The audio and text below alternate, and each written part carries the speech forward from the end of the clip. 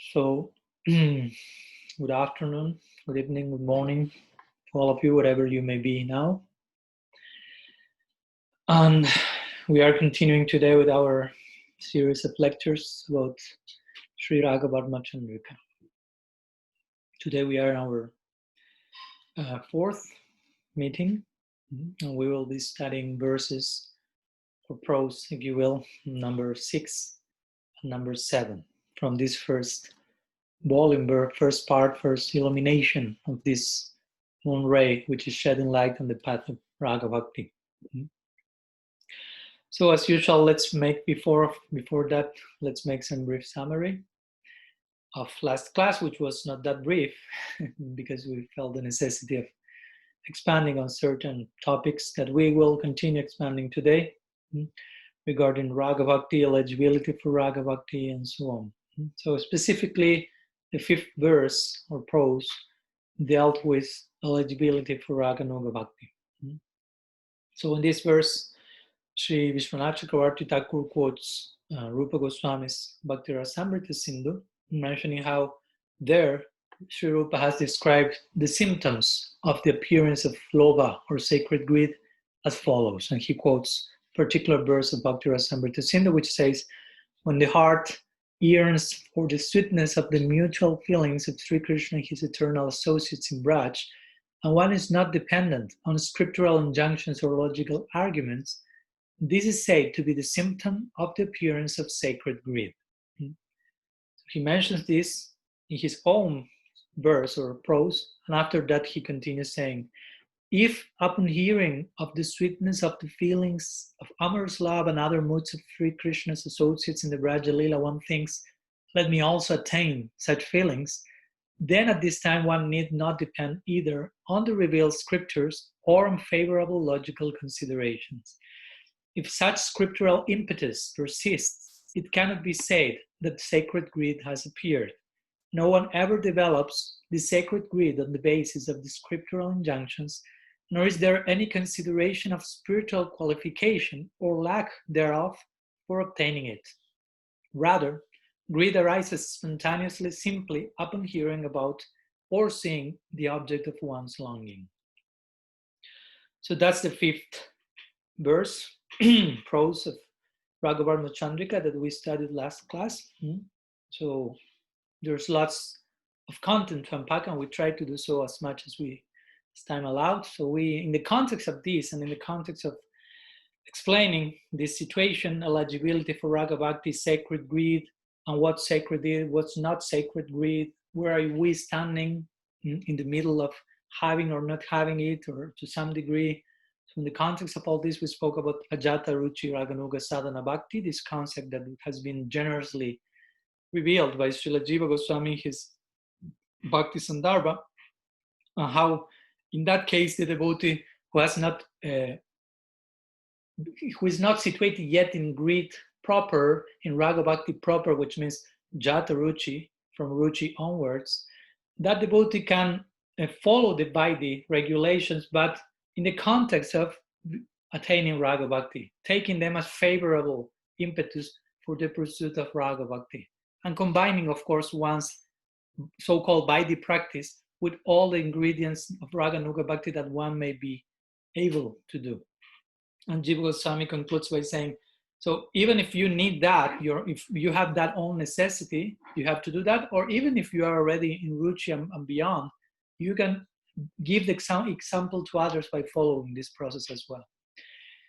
So particularly, we shared some ideas more connected to our Bhakti Vinod Parivar, which takes a more conservative approach compared to other branches of Gaudiya Vedanta to this issue. So we mentioned how both Bhakti Vinod and eventually Bhakti Siddhanta Saraswati Thakur, when they refer to a Jata Ruchi, Raga Bhakti, actually they use the term Vaidhi Bhakti, but not referring to the Vaidhi Bhakti that takes you to Vaikuntha in a Sri Sampradaya, if you will. But regarding that Vaidhi, which is monitoring, which monitors Rag, like the example we gave of body and medicine. So as a way of starting Raga Bhakti, some beginning of Raga Bhakti till we reach Raga Bhakti proper, or Lobha proper. Also, we have this, we will see eventually in future verses how one of the main aspects of Raga Bhakti, there are three main verses from Bhakti Rasamrita Sindhu which describe the main angas of Raga Bhakti. We will see that eventually. One of them is Seva Sadhaka Rupina Shida Rupina Chatrahe. Tadbhava Lipsuna Karya Braja Lokanushatana. So full Raga, the point is, implies using your Sadhaka Deha, your body as a practitioner, and your Siddha Deha, your perfected meditative body. So the point is, in the beginning, we may not have one of them, the Siddha Deha in this case, especially if we consider we are part of the Bhakti Vinod Parivar, because in some other schools they are given a Siddha Deha from day one sometimes. So that's another whole topic that we may touch here and there in future classes. But the point is that full Raga implies using both Sadhaka Deha and Siddha Deha.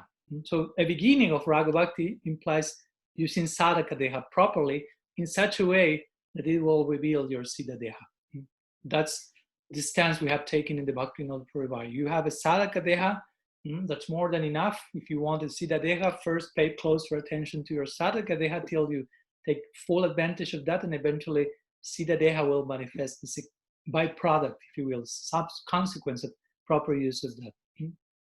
So this Ajata Ruchi Raganuga Sadhana Bhakti is basically recommended for all the Raga Nuga sadhakas, not just for some few weird cases that do not have lobha from day one, because most of us do not have lobha from day one, save and except some, again, exception to the rule.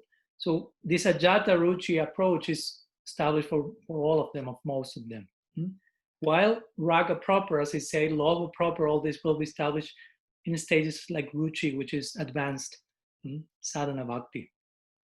In the context of our Bhakti Vinod Parivar, we also quoted the famous line of Bhaktisiddhanta Pujala Raga Patagoda Bhavange, where he mentioned also how he conceived himself this idea of Raga Bhakti, beginning with this Vaidhi Bhakti. We shared his school, the Amat logo, beginning with the type of Vaidhi Bhakti in the sense of that if you still have lobha for this world, so engage all your senses for the pleasure of this master of the senses, Hisikena Hrishikesh, Sivanam Bhakti Rachate, and gradually cure that lobha, engage your senses, purify yourself, and gradually the distance between the deity and the worshipper will be gapped, and there will be some intimacy. In this way, we will properly giving proper respect to the Raga Marg itself, by worshipping its eternal inhabitants and gradually getting closer to that.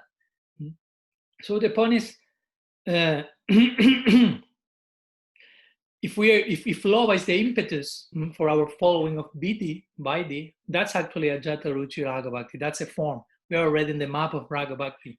And there is some role of Shastra in that. We spoke about that, and we will continue speaking today. In one sense, here in the verse it says Shastra is dismissed, Raga Bhakti, but in which sense, which type of dismissal, which type of Shastra, in which stage? So the point is, there is regard for Shastra. So we can develop greed. We need to develop greed by being properly informed. Today we'll speak about that regarding the study and connection to certain particular Shastras. And also we quoted the Goswamis regarding how one can actually develop greed without necessarily showing any symptom of disregard at all for certain rules in scripture and logics. Again, we need them. We quoted Vishwanath Chakravarti Thakur, who mentioned in his commentary on the Bhakti Rasamrita Sindhu, he mentioned that wherever greed appeared, we must conclude that that person has studied the scriptures in order to attain that greed. So it is also necessary to study scripture to understand the proper engagement in sadhana for Raga Bhakti. So actually, the disregard of scripture can refer to certain scriptures and certain type of disregard, which is not nourishing by Raga Bhakti, or you are in Raga Bhakti proper, Ruchi onwards, and in that sense, your own swabhav, your own nature, acquired nature, in this case, transcendental acquired nature becomes the guidance, if you will. We gave some example to further elucidate on the idea of lobha, quoting this example of the rasagula, how to obtain that. If you really have greed, you will go through all the processes and get the cow and do all the rules and regulations in order to finally get what you want. So this is the same. I want that, so if for obtaining that I have to do all these things, I will do them, but only for obtaining that, not for the sake of following in itself the rules. And also, this was mentioned just to finish my summary, that greed is beyond one's being qualified or not. You may be sinful and purified, you may feel yourself the worst of all, but the qualification here is lobha. That's the example of the rasagula. You may want rasagula, you don't have money, you don't have adhikar, if you will, qualification. You may feel, oh, it's not for me. That's not lobha. Lobha means I'm so fallen, but actually I want that. We gave the example of Rupa and Sanatan with Mahaprabhu. Lobha is the adhikar here. But of course, this lobha must not be an imitation of one, must be genuine with full humility. So we should also not rush into the direction of a cheap version of lobha, foolish rush where angels fear to tread, and slow but pace win the race. We have all these popular quotes to assist us. So gradually, in the beginning, we may begin with certain doses, those of Raga Nuga Bhaktas. Bhaktisiddhanta himself say, in the beginning I speak about what is not in an 80%, but as we progress, the proportions ideally should change. So gradually we will be increasing this eagerness, but also this proper eagerness in connection to Raga Bhakti should be done in a sustainable, realistic way according to our present situation, and so forth. So some ideas regarding our previous class, so I extended a little bit, but it deserves some attention, this particular topic. And it deserves so much that today we will continue with that, even though we will go with other verses. So let's go to verse number 6. Let me share the verse. I will share it directly in English as is usual, because it's already now it's in prose, so it's not so brief, so short, if you will. So I share one part. Let me share the second one, just in case you want to have it. Okay, there it is. So I will read it for you. So in this verse, which is the 6th verse of the first part of Raga-vartma-candrika, here Vishwanath will speak about the causes of sacred greed. Until now he spoke, as we see, about sacred greed, what's sacred greed, what's not sacred greed, what's the qualification for Raga Bhakti, and so on. So now let's analyze in this verse and also in the following one, somehow or other, in connection the two, about these causes in this 6th verse of sacred greed. So it says like this. There are two sources of the aforementioned greed: the mercy of Bhagavan and the mercy bestowed by Anuragi Bhaktas, or those devotees who have spontaneous loving devotion. There are again two kinds of mercy bestowed by a devotee, namely old and recent. The first, greed, which is born from the mercy of such devotees of Sri Krishna in a previous life, is known as praktana, old. And greed, which is born from the mercy of a devotee in the present life, is known as adhunika, recent. In the one in whom greed has awakened in a previous birth, his greed manifests in this life, and he then takes shelter of the feet of a Raganuga guru. One whose greed is recent will first take shelter of the feet of a guru, after which his greed appears. In this regard, it is said in Bhakti Rasamrita Sindhu, that engagement in bhakti due to greed, which arises only by the mercy of Sri Krishna and his devotees, is known as Raganuga Bhakti. Some also call it Pushti Marg, the path of grace.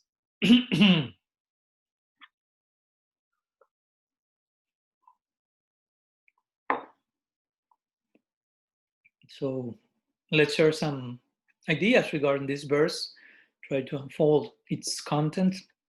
And again, as you will see, Vishwanath again quoting Srila Rupa Goswami, Bhakti Rasamrita Sindhu, to establish over and over again the importance of our Goswami Granthas, especially this particular work on which his own work is depending, if you will. So Vishwanath already gave the definition of the cause of sacred greed, basically. So now he's describing the causes in themselves for attaining this greed. So basically the greed for Raganuga Bhajan can be attained only in two ways: by the grace of Krishna or by the grace of the great souls, Mahant, the great personalities who are already following in the wake of the Brajavasis, let's say, emotional range, those who are already awakened to that reality, following their footsteps, living in such a path. So Krishna and the devotee. So because of that, I think a clear point should be done over and over again here, which is that engagement in bhakti, whatever type of bhakti here, we are focusing on Raga Nuga, and from now on, Vishwanath will mainly focus on Raga Nuga Bhakti. He spoke about Bhakti Bhakti in the beginning to make some comparison and so on. But from now on, he will really go deep into the conception of Raga Bhakti. So we should have this very clear engagement in Bhakti, especially Raga Bhakti, if you will, is due to greed. We already made that point. But now it says that greed comes from mercy. So it's another way of saying engagement in Raga Bhakti comes from mercy. So Bhakti comes from mercy, mercy of Krishna, mercy of the sadhu. Bhakti comes from Bhakti. Now we'll go to this idea. But first, let's say engagement in Raga Bhakti is due to greed, and that greed comes from mercy. And as we mentioned, that mercy or that greed, however you may like to call it, does not consider whether we are qualified or not, because again, we are speaking about mercy. Try to follow my idea. We are here to say qualification for Raga Bhakti is greed. Okay, so how do I have the greed? It's not that I press a button or from my own merit I have that greed. That greed is something that we develop, if you will, or we experience by the contact, by the touch with, in this case, by the mercy of Bhagavan, or mainly the sadhus, as we will see. So and before we say, this greed doesn't have to do with qualification or lack of qualification, because that greed is actually mercy, causeless mercy. So causeless mercy, it's not searching for personal merit or qualification. Actually feels more attracted to lack of qualification. That's the criteria of mercy. Mercy or greed, in this case for Raga Bhakti, is not considering whether we are qualified or not. Mercy is partial to everyone. That's another form of describing the impartiality of mercy or of this greed of Raga Bhakti. It's partial, yes, it's partial, but to everyone. That's another way of saying impartial. A very special way of impartiality. So this sacred greed comes from mercy. So engagement in Raga Bhakti comes from mercy, as we'll say, mainly mercy from the sadhu. And sadhu means sadhu sangha means bhakti. In another word, bhakti comes from bhakti. Bhaktya sanjataya bhaktya. This is an important point that we need to make, and it's made here as well. Bhakti is non-inherent to the Jivatma, and I think you already have this idea quite established. We don't count, if you will, in our own constitution with Bhakti Shakti, because if Bhakti Shakti will be inherent to the soul, not inherited, but inherent, if that will be so, that will mean that also Raga Bhakti will be inherent, because Raga Bhakti is another way of saying Bhakti. For us, Bhakti is Raga Bhakti ideally. So if Bhakti will be inherent, Raga Bhakti will be inherent, but this verse is clearly stating that Raga Bhakti is not inherent, but is coming from the mercy of Krishna, or mainly Sadhu Sangha. And this is stated all along the scriptures. Now I won't torture you with list of verses about that, but let's share only one very clear one. Chaitanya Charitamrita say Krishna Bhakti Janmamo Hoi Sadhu Sangha Krishna Prem Janmeten Ho Punarmo Kyang. It says Krishna Bhakti Janmamo Hoi Sadhu Sangha. The root cause which gives birth to Krishna Bhakti is Sadhu Sangha. Krishna Bhakti Janmamo Hoi Sadhu Sangha. And not only that, but Krishna Prem Janmeten Ho Punarmo Kyang. And when someone reaches the stage of Krishna Prem, that Sadhu Sangha still is a main anga in one's life and practice. So Sadhu Sangha, the point is, which is Bhakti, is totally fundamental from beginning to end, from day one to day 108. But the root cause, the point here is Bhakti is coming from Bhakti. Raga Bhakti is coming from a Raga Bhakta, mainly, as we will know, mainly even beyond Krishna. Because as we know, and I won't go into detail for that, you can see the series of Dulal Chandra Prabhu regarding Madhurya Kadambini, but generally Krishna rarely bestows his mercy on new aspirants. Mainly he has designated his Kripa Shakti to his devotees, and they are the agents through which Krishna's mercy is coming, touching the souls. So the point is that almost always this sacred greed, which is our point here, arises by the grace of the sadhus. Vishwanath Chakravarti Thakur is making that very clear here, because here he says mercy can come, greed can come, from the mercy of Krishna or from the mercy of the sadhus. And after saying that, he starts to to go in further detail and subdivisions in the mercy of the sadhus. He's not touching upon Krishna's mercy, so he's giving special time and focus to this particular form of mercy and not so much to Krishna's mercy, because again, the sadhu's mercy is a way of speaking about Krishna's mercy being extended into that most efficacious agency called sadhu sangha. So let's focus ourselves in that direction mainly. These are two. So there are two types of sadhu sangha mentioned here: ancient and recent. So we'll go with this one. So in the first case, it refers to those who have attained lobha by the mercy of raga bhaktas. Again, this is a must, in previous births, not in the present one, in previous lifetimes. So those people who already received bhakti samskar, sadhu sangha, have been engaged in seva, shravan, and kirtan with raga bhaktas, and developed some level of lobha, one level or another, in this present lifetime, since they did not attain full perfection, they will revive and continue the cultivation of that love, as Krishna says in the Bhagavad Gita, Neha Vikramanasusti Pratyabhayana Vidyate, Svalpamapyasya Dharmasya Triyate Mahatuvaya. There's no loss nor diminution in this bhakti path. So this is the point here also. If you didn't get success in this lifetime, you will start from where you left in this one in the next one.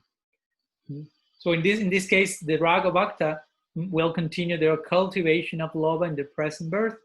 They will take shelter of a guru according to their previous life samskars. Naturally, they will be inclined, they will meet a match, if you will, in that connection. And whatever that may be, those samskars, of course. When we are speaking here about Raga Bhakti, we are not limiting those samskars one may receive to one particular direction, like Manjari Bhav, which even though it may be the main current in our Sampradaya, we already know there are some other options, mainly specifically Sakya Ras. So according to each one samskar, one will be inspired in one direction or the other, and will get the shelter of a particular guru in this lifetime, through which that sadhaka will continue her culturing till attaining perfection. So that's the ancient, if you will, type of mercy received in previous lifetimes. And regarding the ones who have received the mercy of the sadhus in this lifetime, that refers to those who did not cultivate such lobha in previous lives. So they will then first take shelter of a guru in this particular lifetime, and after that they will hear about Braja Krishna, some particular type of love there, which will come with certain emphasis from the current he's hearing from, and gradually sacred greed awaken within those practitioners. So in this case, if in the latter case, if one has no previous bhakti samskars, Raganuga bhakti samskars, there may be so many options in between. One had obtained some greed in this lifetime by the causeless mercy. Let's remember this important point of some Raganuga qualified Vaishnava guru here. Again, this is called Adunika Kripa, we may call it. Recent mercy coming in this particular lifetime. So such person receives Diksha from a Raganuga guru, Vaishnava guru, or also some other option that may be there. I mean, there are many possibilities, and I think you are already aware of that. Maybe that devotee had already received Diksha in this lifetime before developing greed. And after he received Diksha before developing greed, and in that case, eventually he may also complement whatever he received in Diksha with accepting a Raganuga Vaishnava as a Siksha Guru. That may happen also. So someone may have accepted Diksha into a particular, whatever, lineage or conception or mood, which is not to Raganuga. In so many cases, especially in India, this may be applicable. But eventually, by some Sangha, whatever, you develop certain affinity in that direction, so you will nurture your Raganuga prospect with some complement of the Siksha Guru in cases that there is no necessity for reinitiation, if you will. So there are different options. And in that case, one may serve his Diksha Guru, Siksha Guru, with equal devotion, or as we know, one may consider one's Siksha Guru as more prominent than the Diksha Guru. Everything can happen, as Srila Maharaj will say. Your most important Guru is the Guru that helps you the most. And we have many examples, many references like this in our own Sampradaya. Bhaktisiddhanta himself having Bhaktivinoda Thakur his most prominent Guru, Shyamananda Pandit having Srila Jiva Goswami as a very important Guru, prominent Guru, especially in connection to his inner affinity. Or to speak of Raghunath Das Goswami, his Siksha Guru Jadunandan Acharya, that of course he has high regard for him, but especially Raghunath will be Swarupe Raghu. Chaitanya Charitamrita. Mahaprabhu will put Raghunath under the care and shelter of Swarup Damodar. Eventually, Raghunath will take shelter of Rupa, Sanatan, and so on. Krishna Das Kaviraj himself, he ends every chapter of Chaitanya Charitamrita glorifying Rupa and Raghunath, even though they are not his Diksha Guru. So many things can happen in order to nurture the proper conception, if you will. And some important point to mention here, we are speaking about Diksha, one point, that this is a process. Now, Diksha is not just an injection, if you will, that I receive at one point in time, and that's all. Diksha comes gradually, not in a moment. Diksha is initiation. So initiation refers to the initial stage of the whole process called initiation. Diksha is a process, the process of receiving Diksha. Now, how I properly honor the mantra, the sound that I receive in that particular moment, the Diksha mantra, that takes place over a long period of time. Sometimes it may take lifetimes. That's the point. You may have received Diksha in previous lifetime, but you still are on the Diksha process. Diksha Kali Bhakta Kari Atma Samarpana, says Chaitanya Charitamrita. Diksha Kali Bhakta Kari Atma Samarpana. That moment of Diksha, says Mahaprabhu himself, when the devotee makes of his own self, makes a full offering from his own self to Krishna. Atma Sama Arpana. He takes his own Atma, his own self, and transforms that into a full offering. That's called Diksha, the moment of Diksha. So you may think, okay, when I received Diksha, I don't think I was making my whole self as an offering from that moment on. So that speaks of a process. So it's important to conceive this in this way, because if not, we may receive Diksha and think, okay, I already received Diksha, so now what's next? No, what's next means to continue developing your Diksha, the content of that and so on. Of course, it is, again, if one has the advantage of some scars from previous lifetimes, one will accept Diksha with much more facility, if you will. One will connect with that and its content, and the whole process will be much more quickly accomplished because one already had received that before and has been working on that. So for such a person, it is said that even the scriptures say, that even Bhagavan will appear to that person. Of course, in the form of Diksha Guru, he will come in the form of Chaitya Guru, and that person will receive very concrete guidance. Like Krishna says in the Gita, Tisami Vanu Kampartam, Jam Tamaha, and so on. From those persons who are, Tisam Satata Yuktanam, that's the next verse. Tisam Satata Yuktanam Bhajatam Priti Purvakam, Dadami Buddhi Yogam Tam Jenamamu Yapayantite. For those who are constantly dedicated to me, I will give them the buddhi yoga, the intelligence to achieve me. I will inspire them very specially. Of course, this verse has many layers of meaning, but this can apply to this. Someone surrenders to Krishna and has true greed already coming from previous lifetime, enough samskars, Krishna will reveal almost everything in the heart of that person, even as Chaitya Guru, what to speak of coming as a Diksha Guru as well. So everything will make for that person to go quickly to the ultimate goal. But again, without those previous samskars, process may be considered comparatively slower, not to get discouraged, but just to understand how it works. But it's still work in progress. So it's important, if you meet some devotee who very quickly takes up to the practice, most probably that person is coming from another lifetime. So this is approached here. And again, for further emphasizing this point that bhakti is coming from sadhu sangha, the point we made before, bhakti comes from bhakti in the context of sadhu sangha, Vishwanath Chakravarti quotes and supports himself, his own point, with a well-known slok from Bhakti Rasamrita Sindhu. He introduces that verse in his own prose.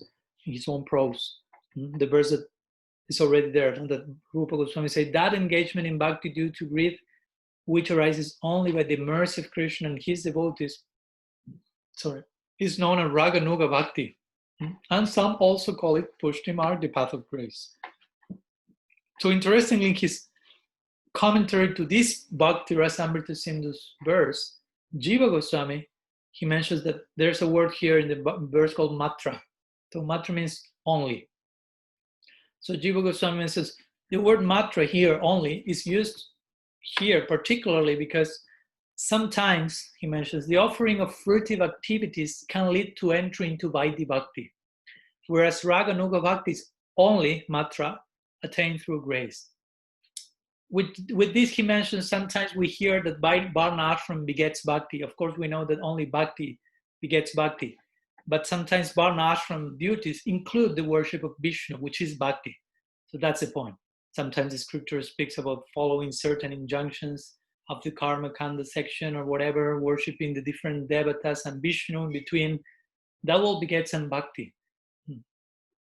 So that's the idea. Of course, bhakti still comes from bhakti, but the point that Jiva Goswami wants to make here is in connection to raga bhakti, that's even much more emphasized that bhakti will come from grace. Like bhakti always is a gift, always, any type of bhakti, but especially raga bhakti, which is special type of bhakti, it means a special type of grace. So this is the closing emphasis in this particular verse: mercy, mercy, and mercy, pounding the post, in order to receive this sacred greed, which gives us eligibility to tread the path of spontaneous devotion, is coming by causeless mercy. And again, as we always say, the fact that this implies so much mercy also requires from us humility, humility, and humility. Because if we really realize all this gift that is coming to us is actually a gift, it's real mercy. If I have some tinge, glimpse of greed or whatever, I should be humbled.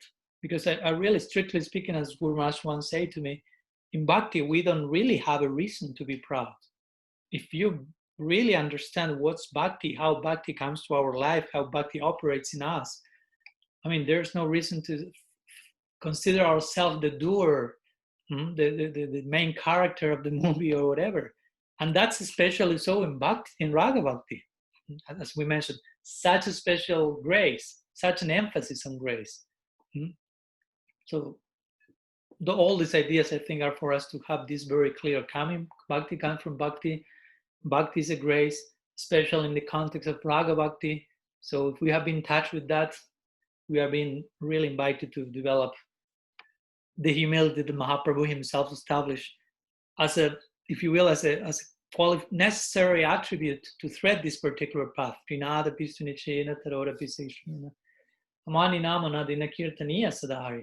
That's very interesting, because Mahaprabhu himself is the one who gave this to the world. Mahaprabhu himself is showing which are the necessary attributes to thread this path in a really grateful way, if you will, in a realistic way. This path is consisting of raga bhakti, and raga bhakti is such a gift, such a mercy, that requires from us such a humility. And Mahaprabhu is describing which type of humility, so we can properly embrace the grace that is trying to come to us. So some ideas regarding this sixth verse, prose, a little bit in connection to what we saw last class, a little bit. Next verse we will see now will be even more in connection. But before going to the seventh verse, let me share some words about Balabhacharya.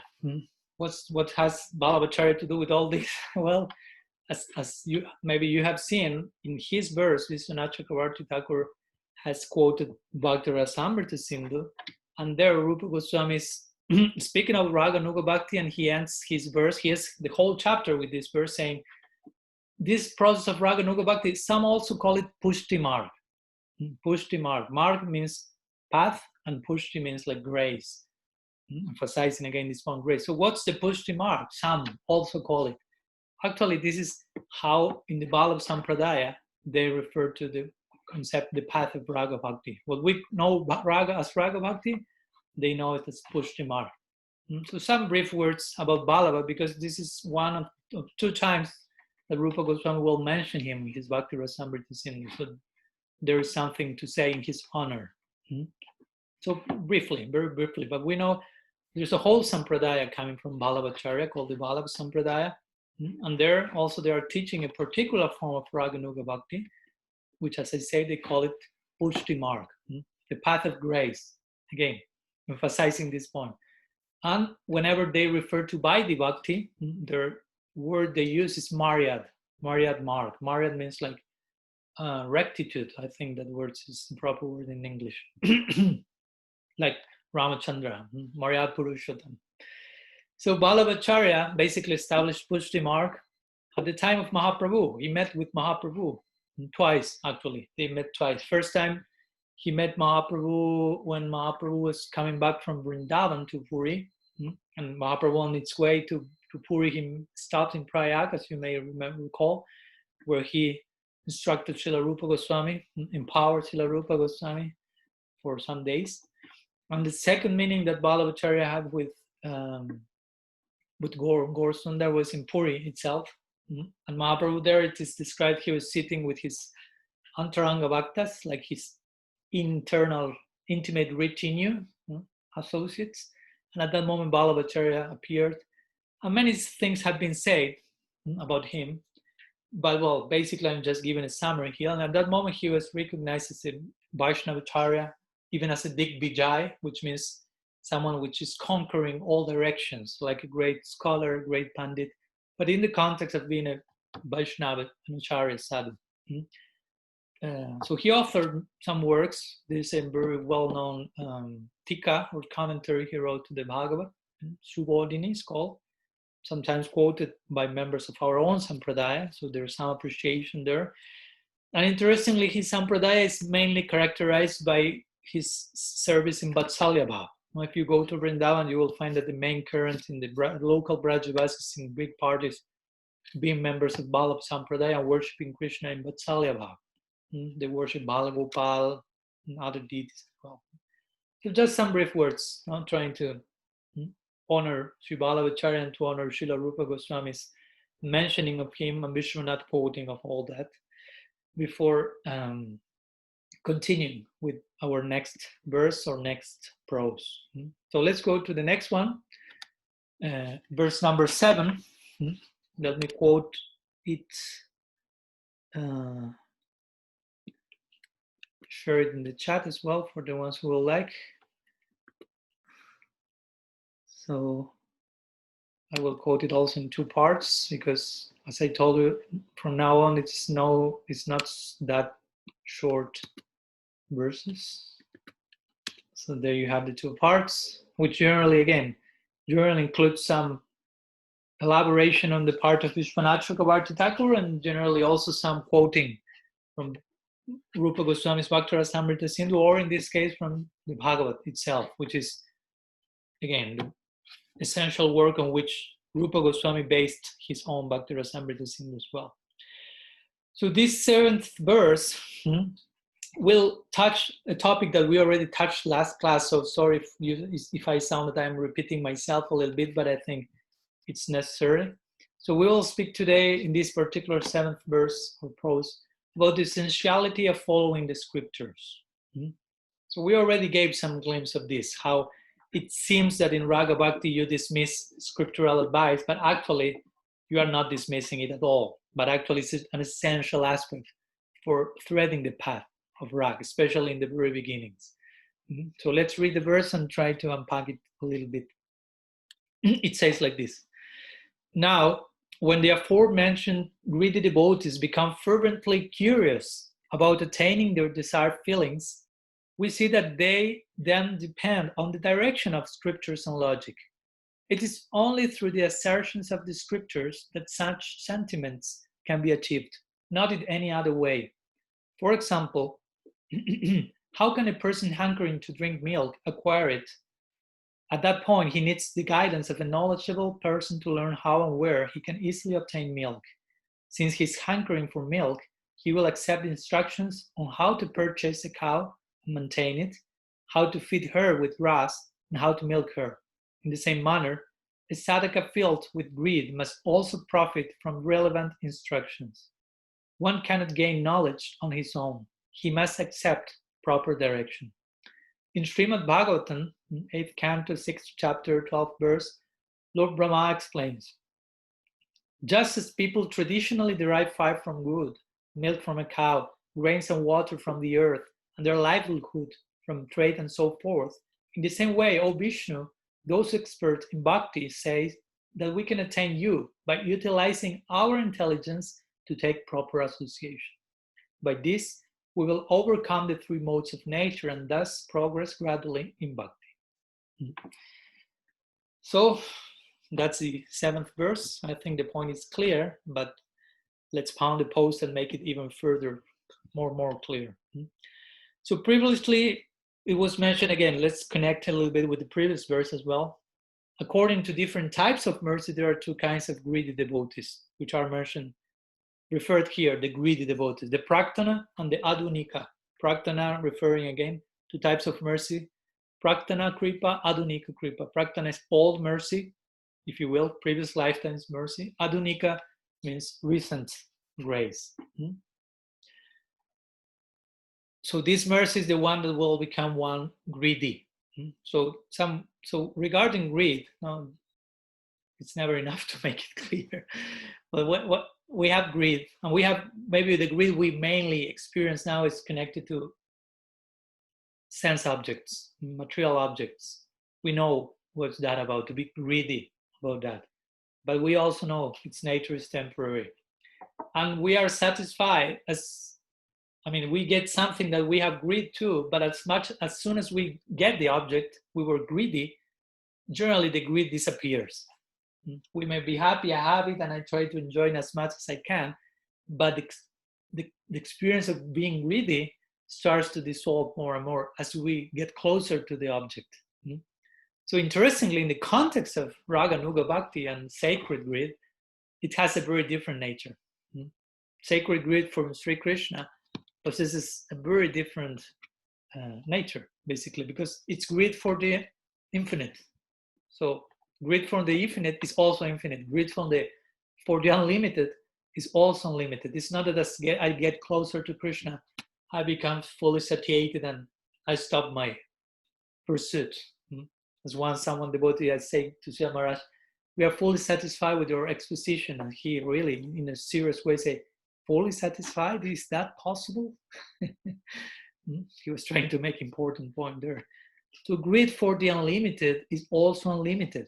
Here we are speaking about that type of greed, sacred greed. So without fully attaining the unlimited, such a greed will never be satiated. That's the point. And even when you attain him, it's not that, okay, now it's enough, I'm fully satisfied. It works in a very particular way. It creates this type of transcendental, permanent dissatisfaction, but which is not the dissatisfaction we know in the mundane realm. It's the topmost level of ecstasy. So in this context, there's a very nice section in the Brihad Bhagavatamrita when Narada is speaking to Krishna. And Narada prays to Krishna for a very unique boon, very unique blessing. He says to him, "Oh Sri Krishna Chandra, may by your mercy, may nobody ever be satiated with their love and devotion for you. for you are transcendental bliss personified. And so Narada is having an insight of the nature of Krishna's constant bliss and in expansion, refreshing, ever fresh bliss. So he realizes there's no end to this relishing, to this service. So, I mean, hopefully nobody who gets closer to you may feel she's satiated, because given your own nature, that's impossible. So just in case I'm asking you for that boon, may nobody ever be satiated. So may there be room for further progress eternally, basically. So already Narad's requests may sound a little bit like astonishing, but interestingly, Krishna is replying back to him with an even more astonishing answer. So he says, "Oh Narad," now he's asking, "What kind of boon do you seek for me?" So you may think, oh, he will say, "That's impossible, do not ask that." But Krishna will say another thing. Krishna says, "What kind of boon do you seek from me? My devotion," Krishna says, "my mercy, my love, all of them are naturally inexhaustible." So that's already there. That's a fact. That's a given. You have wandered around everywhere. We know Narada is quite a paribrajak. Starting from Prayag Tirtha, from here to there, you were having hearing about my devotees, seeing them. One part of the Brihad Bhagavatam is about Narada's journey. And all of them, Krishna says, are the object of my mercy. And all of them had their desire fulfilled. And all of them can deliver the whole world. But although you see that there are different levels of devotees, you cannot see that any of them, it's a point, is ever satiated with their devotion to me. Therefore, Krishna concludes, please pray for another boon from me. I cannot satisfy that one because that's already there. Nobody is fully satiated. So we need to understand the nature of this sacred greed and gradually entering into such a land. And we should learn how to develop a healthy level of sacred greed and sustainable dissatisfaction in order that we may continue in our progress and we do not become conformistic in our practice. So the devotee should know, for example, that one of the symptoms is your bhajan will be, if you want to know if your bhajan is in a diseased state, unhealthy state, well, if you feel satiated in your sadhana, that's not a healthy symptom of sadhana. If you're advancing in sadhana, greed will be more and more. So you won't be satiated actually. So you can measure your own advancement and taste for bhajan in the way in which you are greedy. No? Where you are eager and unsatisfied with spiritual flavors. No? Of course, all this in a sustainable way, realistic way, not to get discouraged or depressed or whatever, no? Or paranoid.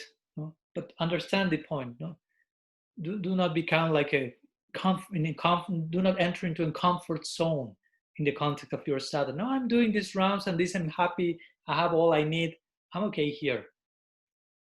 But if you really realize what's the nature of the arena we are trying to approach, there has to be some type of healthy sacred dissatisfaction that will make you move further, closer to your goal. That's the point. That's how you will get closer to your goal, through this type of dissatisfaction, which is actually a very healthy thing. Guru Maharaj will say always, love is fulfilling all desires, but at the same time, it can always expand further. So that creates the possibility of more. And that's what we call transcendental dissatisfaction. So this state, which comes as a byproduct of sacred greed, will be especially so in Raga Bhakti. And in connection to the passionate love of Vrindavan. So when this sacred greed has awoken, by the grace of the sadhus, the aforementioned sadhus, the greedy aspirant will inquire on where to get the desired object from, as we mentioned. And for this is what this verse is saying, for this she will be indeed dependent on the scriptures and on logical arguments to properly grasp the meaning of such scriptures. We already explained this in the previous class. Although there is no dependence on Shastra and Tarka, logic, when sacred greed awakens, when you are on Ruchi and your own Ruchi is just driving you naturally, You no longer need Shastra and Tarka to build your passionate project. Of course, Shastra will still be there and so on. And instead of Tarka, you will approach scripture with ruchi, not so much with logic, but with particular tasty interpretation. So although there is no dependence on this when sacred greed awakens, the point is the means to obtain the desired object is shown through scriptural statements and scriptural arguments. There's no way around it. Nashti eva, nashti eva, nashti. There's no other way, no other way, no other way. We need the revelation in order to grasp those things that are beyond our own imagination. So Raga-bhajan, yes, it's not prompted by regulative principles like Vaidhi. We made that clear. But it doesn't mean that it's opposed to the Vedic conclusions either. It's not opposed to Vedic conclusion. Raga-bhajan is totally supported by that. And we could even say that when you are in Raga Bhakti proper, in Ruchi, because of the presence of such Ruchi, the Raga you have at that moment will constitute the very perfection of all Vedic conclusions. Actually, the Vedas point into that direction. And so this is not something disconnected from Shastra. Again, this Lobha, this Raga-bhajan, it seemed to be independent from scriptural revelation because of its power and volition. But the point is that these scriptural arguments are prompted by tasteful rag. So they are to be known and situated within Raga-nuga. These particular sections of the scripture that will nurture our approach. So for helping us with this idea, here Vishwanath Chakravarti Thakur illustrates this point with a simple example that is similar to the one I shared in the last class. I told you I will show you example that we will see in next class. Last class I gave the example of rasagul. Here Vishwanath is giving the example of milk. It's a similar thing. So we will share in the example here now because I shared the example before, but after that we have gone through some other points. So now we will go back to the same example, and that will ideally prove as much more significant at this point. So the example here is, well, someone is eager to drink milk, basically. So the person will want to know what to do. If I want milk, I don't have milk. I don't have it. It's not in my inherent situation. It's not. I cannot approach milk for myself. I need to have it. What to do? So you approach someone, a trusted, experienced person, and you will ask him, how can I get to drink milk? What's the process for drinking the drinking milk experience? What to do? So this person that will parallel the sadhu will tell me what to do. Buy a cow, give her grass, study the Shastra, this and this, nurture this. So give her grass to graze up from, in order to nourish her, to milk her. So the person who is thirsty for milk, again, will follow all these instructions in a very serious way, in a very systematic way. Because there's no other way. You cannot get milk just doing something else. There's a process for attaining that. So you are not actually attached to having a cow and feeding her in this case, but in drinking milk. All the other things are there only because that will help to the other thing. So similarly here, an aspirant anuragi, let's say, someone who aspires to follow the Raga-nuga bhaktas, who follow into the rag, after hearing about Brajabhav from a beginning moment, and develop certain, as we say, appreciation, affinity, being on the map of Raga Bhakti just because of that in a very merciful way, that person will inquire from those who already have such a taste about how to tame those emotions. So that person, those devotees will reply on the basis of their realizations, their insight, but also on the basis of Shastra. Again, they will not just speculate about their own idea. They will immediately go to Shastra, and they will direct us to certain scripture, certain sections of scripture. They will instruct us on that. So all this will very specifically nurture such initial greed. Again, it's not possible to attain such sacred greed otherwise. Remember, the very beginnings of Ajata, Ruchi, Raga, Nuga, Sadhana, Bhakti has to do with all these. You need all those things. So, to further pound the post, Vishwanath here supports his own statement by quoting, by giving Shastra Praman, scriptural evidence, from the Bhagavad. The verse that I just quoted, I will recite it again, where Brahma is praising Bhagavan. Brahma is the one who speaks this. So he says, as people traditionally derive fire from wood, milk from a cow, he gives that example, rains and water from the earth, and their livelihood from trade and so forth. In the same way, those experts in bhakti say that we can attain you by utilizing our intelligence to take proper association. So by this, we will overcome three modes of nature and thus progress gradually in bhakti.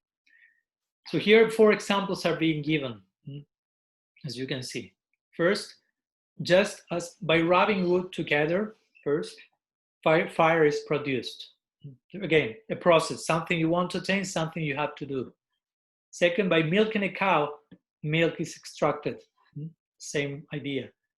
Very, how's the word in English? Well, no problem. Very clear, very simple ideas from one way or another to try to help us to understand the point. By working the earth, one can get food and water, and by doing trade, for example, you can make a profit, livelihood. So he makes not only one analogy, but 4, so the idea is clear. Similarly, he gives a parallel. Those sadhus who are still in this material world can attain you, Brahma is saying.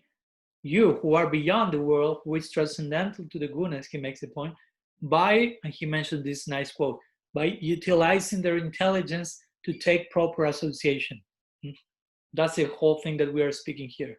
In other words, this means by engaging in Shravan and Kirtan under the shelter of Guru and Vaishnavas, by starting to tread your Raga Marga, by receiving scriptural advice from the sadhus.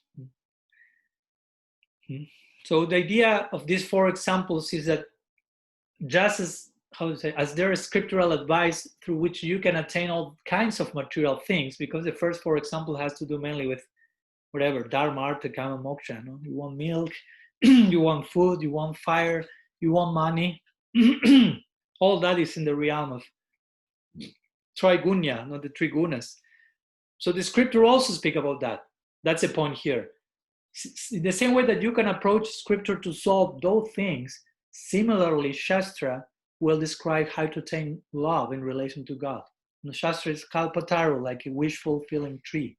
So whatever desire you have, you go to Shastra, and Shastra will reply in such a way that you feel, oh yeah, that's speaking to my present situation.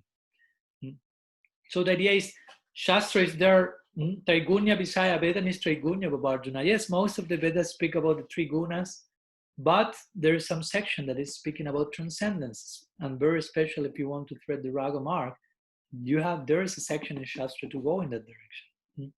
So therefore, although there is no dependence on the scriptures, while sacred greed proper has finally awakened, try to have the idea clear, there is indeed a great dependence, total dependence on certain Shastric advice from certain scriptures, certain sections, when one wants to attain such emotions, when one has not yet awakened sacred greed. And again, when you are there, you will go back to those scriptures, but not because you are depending on them in one sense to sustain your greed project, but you are already there, but that's nourishing you from another side, from another perspective. So in the midst of such a process that we are trying to thread such a path, we should also be careful when we speak about emotions and greed and so on, of not mistaking mundane bhav, mundane emotion with sacred greed and thinking I already have it one. That may be not the case. So my point is, in order to check that, we need constantly the scriptural support to corroborate that our emotions are backed by the Shastric argument. And that's why our acharyas, our founding acharyas, Shastri Gurus, Sat Goswamis, they gave us their granted, Goswami granted, have written so many books. And we need to know them and to study them systematically. No, we need to study. Like we are now with Raga-vartma-candrika, but there are so many other books even that are recommended to study before that. There is some order, some sequence. We have the Madhurya Kadambini of Vishwanath, Bhakti Rasamrita Sindhu is being quoted here over and over again. So many other books like Braya Goswami's, like whatever, Brihad Bhagavatamrita. The Goswamis in particular, Satsandharva, Saptri Jiva. And it's important to understand the necessity of approaching the scripture in a systematic way with proper guidance, not just picking the book that has my favorite cover on it and starting only with that because I like that one. But there's an order and a progression. So it's important to be trained in that and to have someone who is with whom we are checking the results of our studies, if we are understanding them properly. And of course, it's not only having the book, but mainly listening to the sadhu explaining the book. That's much more powerful than you taking the book for yourself and trying to grasp the whole thing. But also that doesn't mean that you will burn the book and do not read anything. So there's a complement between the two. We may read scripture with the blessings of the sadhu, but we will go to the sadhu to check if we are understanding properly what she blessed us to study with. So my point is, we need to support whatever we are experiencing, how much that is backed with scriptural argument. Because if that's not so we can conclude that maybe that was probably some type of relative emotion, even maybe disguised as a divine one. That can happen so many times. So especially for a beginner, Raga Bhakta, this is important. She has to follow scripture in order to attain real ruchi. But when such ruchi has awakened, as we mentioned, we may say that the scriptural advice will follow the ruchi, if you will serve that ruchi, which came as a result of following the scripture. At that time, ruchi will become the scripture, if you will. But again, we cannot imitate that. So there will be some other level of prominence. When ruchi is on the limelight, scripture will serve and assist that ruchi. But in the beginning, we don't have that ruchi, so scripture we are depending so much more in our fragile beginner situation in that regard.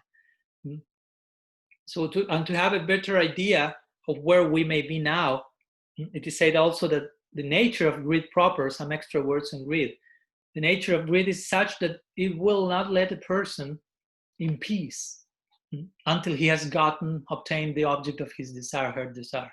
That's real greed. No, that means that when we think of something for a moment, I would like to attain the service of Krishna Vrindavan in such and such mode. For a moment you think about that, but the mind later is drawn to something else. The next moment, we can't really speak of genuine greed yet. Again, greed proper, ruchi, and so on. So not to discourage us, but to really also give proper value to real greed. So again, this is not black and white. It's not that I have greed, I don't have greed. There is some nuance there. We need also some daily thermometer, if you will, to follow our progress day after day. So on one side, we have that situation. So now let me contrast that, bear with me some more minutes, with the example of the perfected lobha, the perfected greed, not only of those in ruchi, but of those who are made of attachment for Krishna, the Ragatmikas. The Ragatmika Brajavasis, the eternal associate of Sri Hari in Vrindavan. Let's give some example of the Siddha Lobha, the eternal perfected greed of them. Because they are our ultimate role model to follow. So we also need to get acquainted with them. So there, for example, there is this very nice verse of the Bhagavad, which says, Trayo chupanishadischa sankhya yogashta sattvatai upagiya manamahatmyam harit samanyatatmajam. This verse says, generally the Upanishads, the scriptures on Sankhya, Yoga, and so on, they consider Bhagavan as the supreme Godhead. But for Jashoda, he's only her child. Very nice verse from 10th canto chapter. Vishwanath Chakravarti Thakur in his commentary says, this verse is the Paribhas Sutra of the whole Krishna Lila. Interestingly, he makes this comment. This verse is showing what's the Krishna Lila about. No? On one side, speaking of Krishna as God, on another side, speaking of Krishna as the Brajavasis look at him. They have a particular opinion in connection to Krishna. Upanishad says Krishna is God, he's the supreme Brahman, he's this, he's that, he's whatever. So many things the scripture are saying. But if you go to Yashoda and you say, who is Krishna? She won't agree with the revelation in one sense. She won't say Krishna is God in the context of her bhava. She won't agree. But she has Krishna on her lap. And the Upanishads are are hankering to have that, to attain that position someday. So the Upanishads say Krishna is God, but they are running after him. Just so they're saying Krishna is not God, and she has Krishna on her lap. So Upanishads say one thing, but Yashoda, and when I say Yashoda, I mean the Bhagavat, the Krishna Lila, the 10th canto, is saying something else. So that are the specific scripture we are going to take as a role model ultimately to follow. So again, if we say to the Brajavasis, Krishna is God, which will be their reply? They will say, you are totally nuts. When Uddhava went to Vrindavan to pacify the Brajavasis and say, Yashodananda, your son is the absolute, you don't have to be sad, he's everywhere. They will look into him as totally mad people.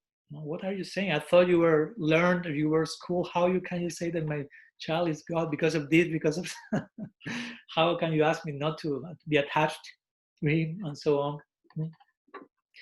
Or I don't know, when the devas appear and start to offer stutis and prayers to Krishna, after Brahma Vimohan Lila, whatever, and all the devas are praying Krishna or the Supreme and so on, and all his friends in Vrindavan are just joking, and that's just like laughing at that. Oh, they consider you Bhagavan, these guys are so mad, you Bhagavan, and they start to, and they help him to lift Govardhan. No, this must be heavy for him, let's bring the sticks. And they try to help Krishna there. So we know what's the psychology of Raj. Now this is the kingdom of devotional enthusiasm in a very particular way. So we cannot imitate them. We cannot just try to imitate the Siddhas in Vrindavan. We have to go through their own example in the Gaur Lila. But also it's important to get acquainted gradually, to start to get acquainted with the psychology of such an abode, if we want to enter there someday. So it's important to know on some level, even from day one, on some level, the goal and the nature of the goal. Like Guru Maharaj will say, when you go to the mall, you need to know where you want to go, but where you are also. So the two things are important. So even before starting the whole practice, at some point, first you establish where you want to go, where you want to go, and on that basis, you can better determine the nature of the path towards that goal. Like if you want to study, I don't know, being an architecture. So first you are determining your goal. That is, I want to be an architect. So after establishing the prayojan, if you will, in theory, and of course that idea you may have is quite immature yet, but you first establish where do you want to converge, to end. So after establishing the goal, you start the path towards that goal. And again, during the path, you become aware of so many details and implications about the goal and the path as well that you didn't have present in the moment. But again, you have to establish that first, like a GPS. When you are in the car, the GPS, first you have to put, where do I want to go? On the basis of where do you want to go, and again, on the basis of knowing where you are, the path manifests itself. So GPS is there. Guru Parampara system, GPS. So it's the same point here, the same idea. First, you have to establish where do I want to go, and the rest will come. The map will manifest due to that. Guru Maharaj sometimes gave this example. Someone say, I want to go to India. Tell me about India. Tell me in detail. But the person will say, but do you have a ticket, a visa, a passport, a job? You say, no. So start getting a job first. And you may say, what's the connection between getting a job and India? There is a connection. So first you determine, I want India. That's the goal. But what you have to do in order to get there, first get a job. So first we have to engage in certain things and gradually, in a realistic way, enter into that domain more and more. So let me conclude with, with some brief words, and we share some minutes for questions if you have any. So in conclusion to this 7th verse, we could say that by proper association, which may come again, the mercy of that association coming from previous life in this lifetime, and by scriptural guidance, someone who is starting his Raga Bhakti project, is trying to increase her lobha, gradually becomes acquainted in a careful way with all these elements, all these ingredients, all these psychologies of Braj, combining Vaidhi with Rag in the context of Ajata Ruchi, Raganuga Sadhana Bhakti, as we already explained. And this is explained in many parts, in many sense. Now, Krishna in the Bhagavad Gita also says that to Arjuna. In the 12th chapter, famous section, in the 8th verse, Krishna is saying to Arjuna, just fix your mind in me, absorb your mind in me. That can imply Raga Bhakti. Think of me with love.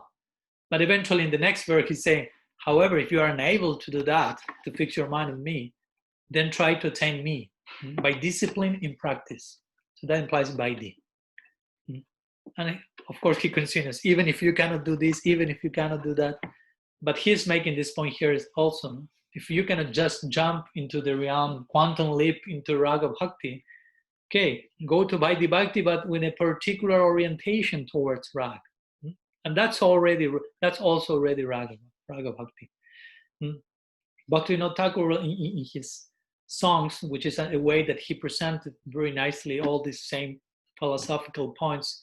There's one song of Bhaktivinoda which is called Krishna Nam Dhari Kattaval. Ashram Maharaj quoted that the other day in his lecture in the Java retreat. So he's saying there that that person in this connection, that person who is fixed in following Vaidhi Bhakti, but Vaidhi Bhakti he means here Ajata Rucha Raganuga Bhakti. That person who is fixed in following Vaidhi Bhakti attains eventually the jewel of independence through the grace of Krishna Nam, by which he's placed on the path of Raganuga Bhakti. So he connects here Vaidhi with Raganuga Bhakti in the same, and later in that same song, Bhaktivinoda Thakur mentions and explains clearly how the experience of one's own even Siddha Swarup, which is required for the full engagement in Raga Bhakti, is also revealed by the grace of Krishna Nam in this context. So he says also that when the name is even slightly revealed, after properly following Ajata Ruchi, Richa Ruchi, and so on, the name is slightly revealed. It shows me my own spiritual form and attributes. It will steal my mind and take me to Krishna's side. When the name is fully revealed, it takes me directly to Braj, where it shows me my personal role in the eternal pastimes. So Nam Chintamani, everything will come from sadhana, from engagement in sadhana in the context, particular context that we are trying to describe here. So some ideas today I wanted to share. And of course, in our following lectures, we will continue touching some of these topics, but also starting from next lecture, I think we will go into the further depths, if you will, of Raga Bhakti. Here we have tried to give some, if you will, some preliminary function and some substantial foundation to understand what's Raga Bhakti, what's the connection with Vaidhi Bhakti, how to apply that in our lifetime. And from now on, we will go into further, Vishwanath will go into further depths, analyzing the main angas of Raga Bhakti. And I think that will help a lot for us to understand what Raga Bhakti proper means fully. That will help us a lot to better understand its difference regarding Vaidhi, and the meaning of Ajata Ruchi, Raganuga Sadhana will be much more clearly depicted. So in this way, we will continue showing how, but proper following this, by proper following this introductory advice, and properly again engaging our sadhaka deha in Ajata Ruchi, Raganuga Sadhana, eventually we will be able to obtain all the things that Bhaktivinoda Thakur mentioned here, enter into a much more esoteric and ecstatic domain of Jata Ruchi Sadhana, Jata, not Ajata, and even to the point of attaining, having revealed our own Siddha Deha, Siddha Swarup, by the grace of Sri Nam, of course, by the grace of the Raga Marga, and by the grace of its representatives and role models. So some words I wanted to share today. Hopefully that helps. So I don't know if you have any questions. We have some minutes to share in that regard.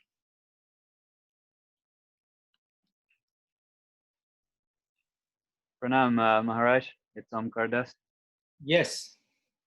I wanted to ask you, you were talking about a verse. You quoted about when you talked about Chaitya Guru appearing to one who might have some previous samskaras of having a having had a Shiksha Guru in the past already in previous lives, and then might have some experiences about in this life. Do you remember the verse you quoted or what it is, please? Verse that I quoted to say what? Sorry? You quoted a verse about Chaitya Guru appearing in one's heart. I think it might have been from I quoted the maybe. verse of Bhagavad Gita, Yeah. Dadami Buddhi Yogamtam. That's a verse of Bhagavad Gita, chapter 10th, verse number 10. You can look for it more in further detail. Tesam satata yuktanam bhajatam pritipurvakam dadami buddhi yogamtam janamam upayantite. With Krishna saying, those who are surrendered to serving me with affection, I give them their intelligence through which they can come to me. That one. Right. Very good. Yeah. Thank That's you. the only verse I quoted in that context, what I remember. It's verse 10th of the Gita.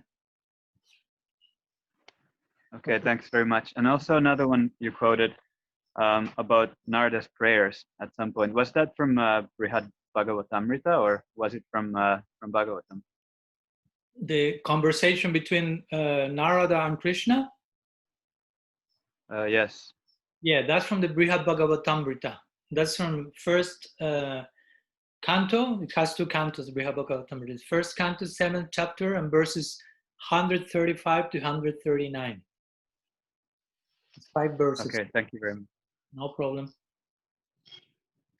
Any other question?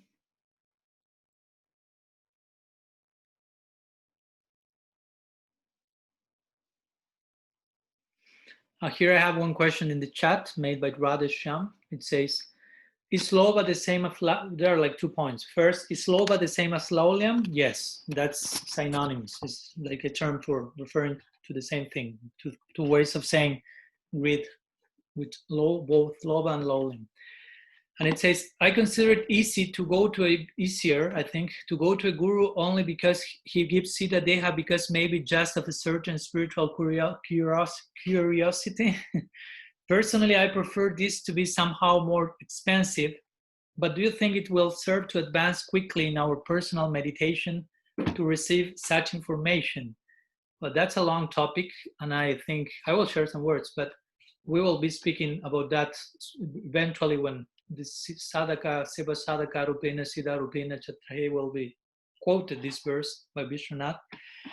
But in brief words, I will say that to receive this information, well, first of all, you have to see where you are receiving that information and how bona fide it may be, because it's not necessarily that wherever someone is revealing your siddha deha, that's actually true.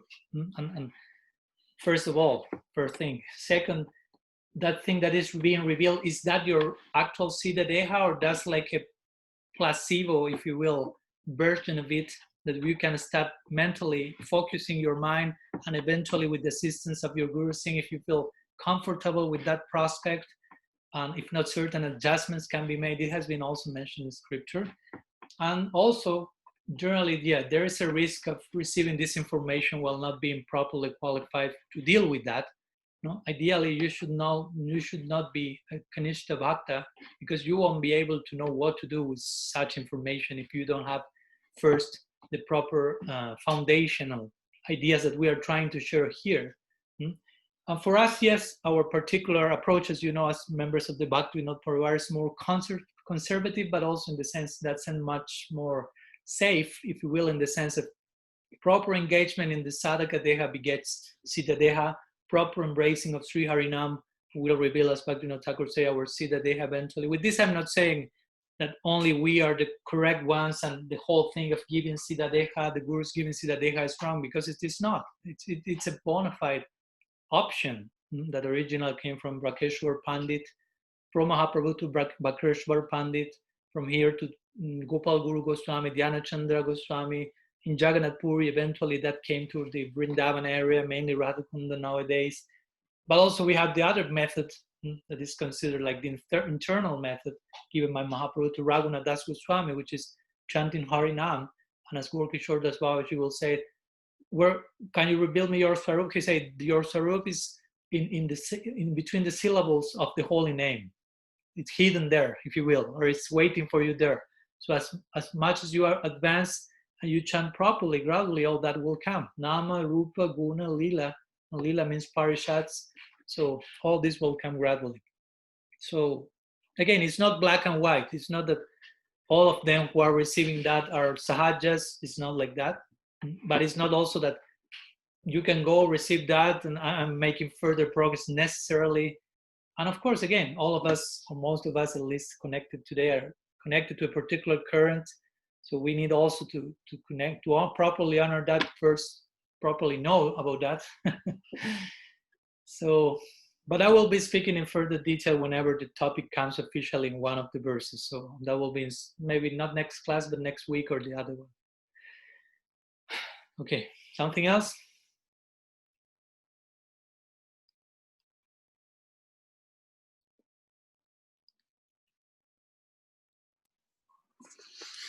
Maharaj, can I ask, you talk about lobham as a spiritual greed.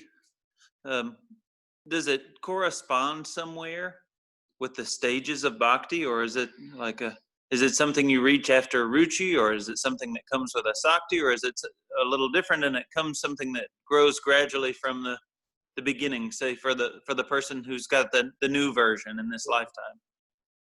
Yeah, I don't know if you have been in our previous lecture. I missed the last one. Okay, because there I spoke in detail about that. I will share some words, but you can go there also. But yeah, when we speak about greed, we mentioned that from day one, you cannot speak that you have greed proper. So what Jiva Goswami means with greed proper is starting from ruchi. But he means also that before that, you have some glimpse of that somehow or other, because from day one you can listen from someone who actually has greed, and that person will be speaking about those people who are made of greed, the eternal associates in Vrindavan. Their whole constitution is greed. So that's powerful. I mean, they are made of greed, and the one speaking about them has greed. So you are not made of greed, and you may not have greed, but you hear about those who are made of greed from someone who has greed. So that creates some initial, maybe we cannot call greed, or you can call a glimpse of that, an impression of that, because it's in connection with the powerful greed. So that's the beginning of our greedy path, if you will, in the form of some initial glimpse that it's enough for us to be inspired, to know, to want to know what can I do to further advance in that. And there it comes all these guidances and ideas that are recommended here. But eventually when you reach the stage of ruchi, according at least to Jiva Goswami, that's when he starts to speak more seriously, if you will, about greed proper, lobha, lowly and proper. And he calls jata ruchi, raganuga sadhana bhakti. And before that he speaks in terms of ajata ruchi, raganuga bhakti. Before ruchi and after ruchi. But somehow or other, greed is there from day one in the form at least of some seed-like impressions in association by the mercy of the devotees and so on. Even though we may not feel that such things that greedy, and still we feel we have some greed towards other things. But also as we progress in bhakti, even before ruchi, we can feel that the greed for certain material objects start to diminish. So that speaks also that we are developing some greed on some level in other direction till we reach the stage of greed proper on ruchi, and that continues developing in a sakti, what to speak of Mahaprem and so on. So I hope that helps, but you can complement this with the previous lecture. We go really into detail with that, but that's the main idea. Thank you so much. Thank you. So any other question before finishing?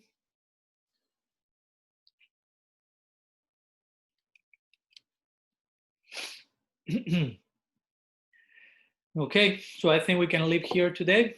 So thank you very much to all of you for your time, presence, attention, and sincerity in trying to imbibe these concepts, of course, and trying to make them part of your devotional project. I'm very happy to be able to serve you in this way. So let's finish here, and we will see each other next week, next Monday, with our next series of verses and Raga-vartma-candrika study. Srila गुरुदेव की जय, श्रीमन महाप्रभु की जय, श्री हरिनाम संकीर्तन की जय, श्री राग-वर्मा-चंद्रिका की जय, श्रीला विश्वनाथ चक्रवर्ती ठाकुर की जय, गौर भक्त वृंद की जय, गौर प्रेमानंद हरि बोल।